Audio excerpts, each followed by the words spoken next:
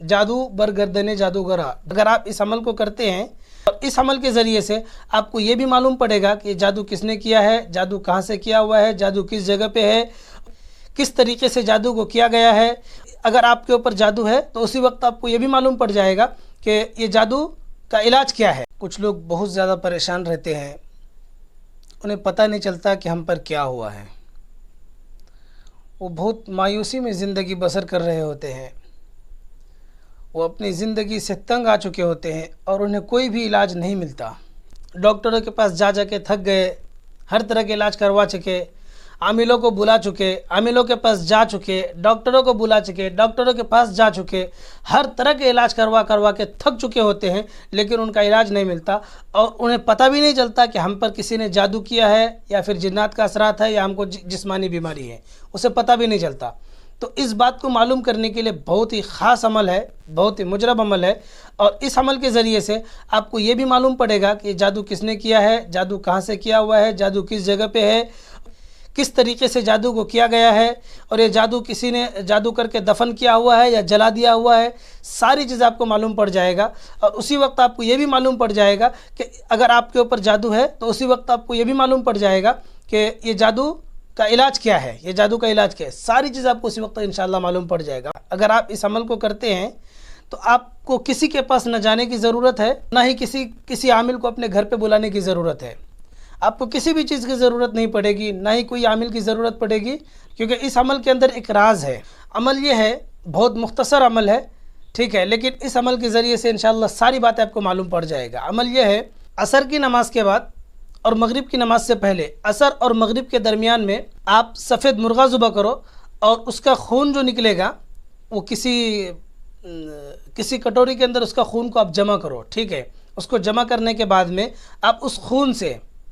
یہ الفاظ لکھو، ایک کاغذ کے اوپر 3 مرتبہ لکھنا ہے آپ کو، جادو برگردن جادوگرا، جادو برگردن جادوگرا۔ ایک کاغذ کے اوپر بنا لائن وغیرہ آپ کچھ بھی نہیں کھینچو گے، ٹھیک ہے، بنا لائن والی، لائن وغیرہ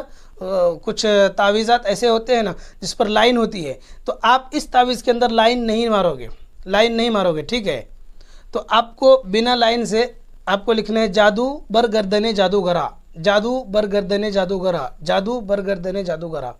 ایک کاغذ کے اوپر 3 مرتبہ لکھنا ہے، ایسے 7 کاغذ کے اوپر لکھنا ہے، ٹھیک ہے۔ اور یہ لکھنے کے بعد میں آپ جب سو گے، یعنی جس کے اوپر جادو کیا ہوا ہے، پریشان ہے، جنات ہے، کیا ہے، اس کو پتہ نہیں چلتا، تو آپ پھر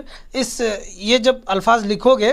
ٹھیک ہے، یہ لکھنے کے بعد میں آپ جس جگہ پہ سو گے اس جگہ پہ آپ اپنے پلنگ کے اوپر چھت پہ اس تعویذ کو اس طرح سے لٹکا دو، یعنی آپ کی نظر، آپ جب سو گے تو ڈائریکٹ آپ کی نظر جو ہے اس تعویذ کے اوپر پڑے، آپ کی نظر ڈائریکٹ اس تعویذ کے اوپر پڑے، آپ کی چھت کے اوپر لگا دو، اور جب رات میں سونے کے لیے جاؤ تو جادو برگردن جادوگرا، جادو برگردن جادوگرا، اس طرح سے آپ 7 مرتبہ کہہ کے اپنے بستر پر لیٹ جاؤ۔ آپ کو جب تک نیند نہیں آ جاتی اس تعویذ کو آپ دیکھتے رہو، دیکھتے دیکھتے آپ کو نیند آ جائے گی، آپ سو جاؤ گے۔ جب آپ کو نیند آ جائے گی، دیکھتے دیکھتے جب آپ کو نیند آ جائے گی تو اس وقت جو ہے انشاءاللہ آپ کو خواب آئے گا، اور اس خواب کے اندر جادو کس نے کیا ہے، کس طرح سے جادو کیا ہے، کون سی جادو کیا ہوا ہے، یہ جادو کس جگہ پہ رکھا ہوا ہے، کہاں دفن کیا ہوا ہے، جلایا ہوا ہے، اس کا علاج کیا ہے، ساری چیزیں آپ کو معلوم پڑ جائے گا۔ یہ جادو کا علاج کیا ہے، ساری چیزیں آپ کو اسی وقت معلوم پڑ جائے گا،